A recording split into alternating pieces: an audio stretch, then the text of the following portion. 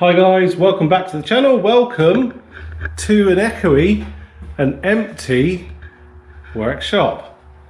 Oh yeah, it's a long time, well it's nearly empty, but it's a long time since we've seen it like this, and every time I sweep out, all the leaves blow straight back in.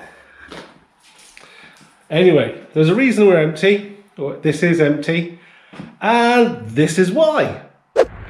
So we're outside. So please excuse the road noise and wind noise, but the workshop is empty because we have bought that.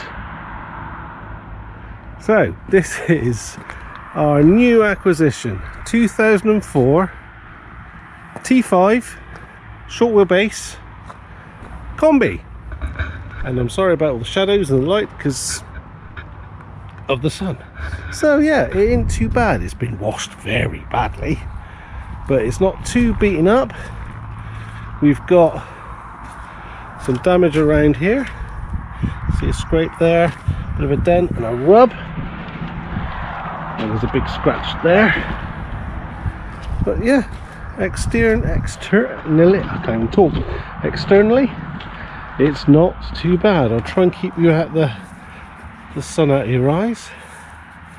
But yeah, what do you think? What do you think? Yeah, so you know that it's not really exterior problems with this car or vehicle, and oh, I can't open that. There we go. Whoa. So it's got the middle seats, and it's got a deck back there which I really don't like. It's got these horrible chrome things on everything, so that's gonna have to go. But yeah, it's got this thing which is no good for me because obviously I want to put the bikes in. But yeah, it's got opening windows both sides. Let's close that down. And yeah, these things, it's on everything. I don't like it. In here. And there, look. But yeah, it's not too bad in here. It's got the obligatory handle missing. That's broke. But it's not too bad. It's not beaten up in here. Yeah. Right, so I'm gonna, actually I might as well get in this side, don't I? So, oh! Oh, I've got to show you this. This is horrible. Listen. Do you hear that? It's oh, sorry, actually I'm going to show you now. Let's show you it now, because I'll forget otherwise. Oh, someone's on it. Blimey. Yeah, and the door's self-shut as well. I've trapped my legs a couple of times, so I need to do something like this. Right. Listen. Oh, doesn't it sound horrible? And when we compare it to this side, so yeah, that door's obviously been changed, and you can see the fit is pretty rubbish. So and it's got, oh, I don't like this. Anyway, let's get in and say why, oh, auto door, why we bought it. Well, if you're lucky here, hoping you can see it, it's got 182,500 miles. It's alright. It has got air con, it's got the rear heating pack, it's got central locking, power steering, which they all have, power mirrors, not folding but excuse me, power adjustable. It's got cruise, which is, I didn't realise they did them on this old. It is 5-cylinder 2.5. It's the 174 engine. I think it's an AXE, so it's the most powerful that they did out of the factory. Excuse me, I'm getting over a cold. And there's some problems. We've got a bit of a saggy liner here, and headliner, and the headliner up here has all gone a little bit, so I'm thinking I may change this to the same as that. What do you think? To match the back, take this off and then put some of that stretch carpet on. Right, sorry, I keep on waffling. The problem with this vehicle is it's losing or using water, which is not ideal. Now, the previous owner had some checks done, so we might have to verify some of these checks, but he had a pressure test done of the system, couldn't find anything. Then he had someone check that there was no combustion gases in the water system, and that was a negative. So he, as he sold it to me, he said that if you don't buy it now, it's going in to be repaired, and then there'll be $2+ grand more for the van. So, okay. Now, he was adamant it was the EGR cooler was at fault.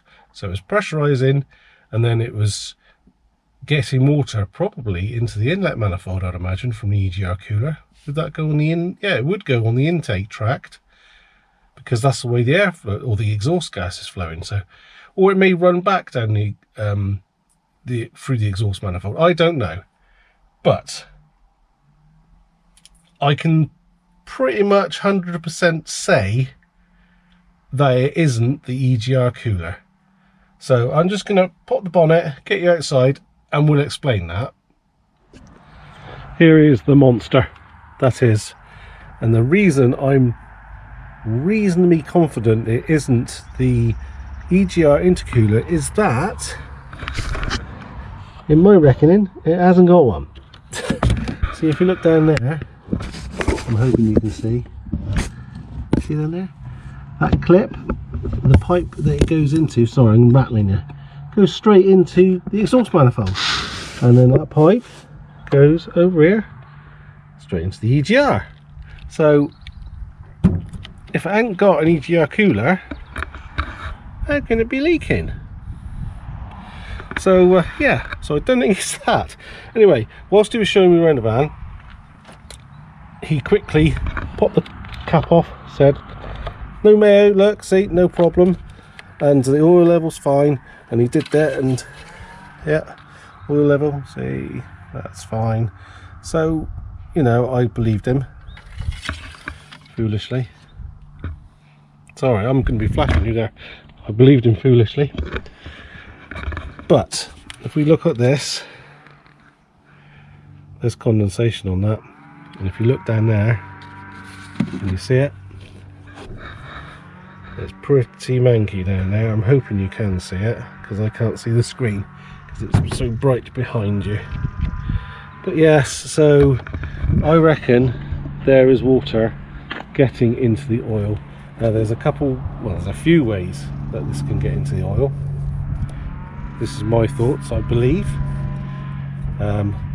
It can get in via head gasket problems, but going from the water system to the oil system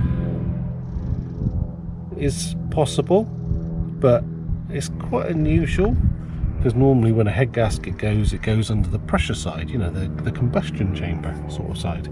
So possibility.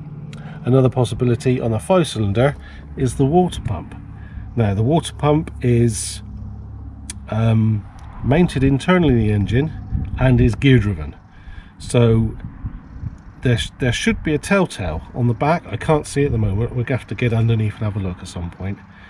But yeah, there's a telltale that should say where the interspace between, because there's 2 seals in there, one for water, one for oil.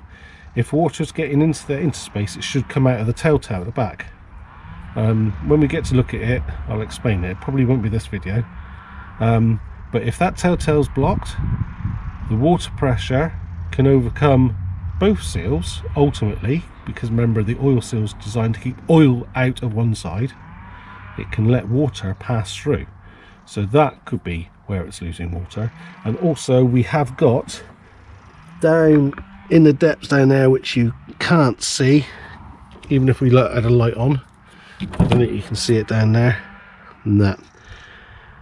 I'm pretty sure these have got an oil water cooler, so that is a possibility as well. But I've got a very extensive history that came with this van back to day naught, and it's got all of the major jobs that have been done on it, including 2 exhaust manifolds, believe it or not. And I can't find anywhere that it's had a water pump replacement. So it's done 180,000 miles. It's had a clutch about 50,000 miles ago. So yeah, at this moment in time, I'm wondering if it's the water pump. But there we go. Anyway, let's go back inside where it's a bit quieter and talk more. And I've noticed a few other things that, you know, little things that we might as well make note of. I don't know if this is a T5 thing, but that is so dim. The interior light. And also the headlights, they need a bit of sorting out. I know it's a little thing, but all the centre caps are missing as well. So I'll have to get some of them. Same the other side. Again, I don't know if this is a T5 thing, but the handbrake lever seems really close to the passenger seat, and you know, it's a struggle, not a struggle, but you gotta jam your hand in there, in between there. I don't know if it's got bent somehow, or so. Yeah, tell us below. Is this a T5 thing, please? It's got a reversing camera, but that don't work, so we'll have to have a look at that. And it has got reversing sensor holes, but no reversing sensors. And something I have also noticed, if I open this up, is to get the interior panel off here, it's not, oops, sorry, it's not joined. It's just all one piece of fabric. So I'm going to have to take all of this off. It's been taken off before, but it looks at things, just to get this inside panel off to be able to look at the camera. So yeah, so I think we need to get a list together. Maybe not this video, but maybe for the next video. Oh, I hate that door. Anyway, so what I didn't say then, or may have said that, is if I did say it before, I do apologise. When it's been sat for a while, the oil level is a little high, so could show that water is getting in there as well. We're gonna have to have a look at this. Anyway, this van, pretty good nick. Like I say, 2004, 180,000 miles. It's 6-speed. Now, for me, it seems a lot of money, because you've got to remember, I bought the Vivaro for £800. But I paid $3,750 for this, and the MOT ran out just a few weeks ago. And it did have some advisories on the MOT. It needs new rear shocks, they're misting. The front inner control bushes have some movement, let's say, but it's been on the MOT for the last 2 years. Excuse me, my nose is reddened. Got a cold. I'm getting over a cold. So yeah, I mean, what do you think?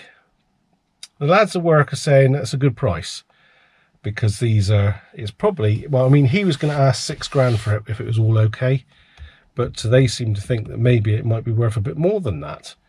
But personally, I can't see it, but then I haven't looked into T5s a lot. It's sort of, I saw it was a marketplace, it was local, and I liked the spec, and I thought, oh yeah, might be worth getting this. And if it's a nice van, when we finish doing what we need to do, it might be replacing the Vivaro, Vinny. But it's obviously a bit of a step up. So there we go. Anyway, the way I could afford this van is because I've sold the Buell. Sad times. So yeah, I got £3 for the Buell, and I also sold Tom's old Daewoo Matiz, and I got £1,000 for that. So that's where the money's gone. it's gone on this. And it doesn't leave me a lot of money for repairs. So anyway, that's it. 2004, 182,000 miles. It's the T5 5-cylinder 2.5 174 with the 6-speed aircon, windows, all that. So tell me what you think below. I mean, I'm interested. The lads, like I said, the lads at work say seems a good buy. I don't know. Right, tell us what you think, and I've got to work out how, if this will go in the barn, because getting the Vivara in the barn is a nightmare. I say in the barn, in the workshop. It is a barn. Anyway, I've waffled on enough. Thank you very much for watching. Thank you for coming along a little journey with the new vehicle, a little T5. And oh, look us up on Instagram, Larcs_workshop. And if you already follow me on Instagram, you probably know about this already. So there we go. Again, thank you very much for watching. And I hope to see you next time, maybe on this, if I can get it in the barn. Cheers then! Barn, or the workshop, or the whatever you want to call it. I've missed a week because I'm a week out, and I'm a week out on my videos. So if it does come out and I missed a week, I do apologise. If not, ignore me, which is good because most people do.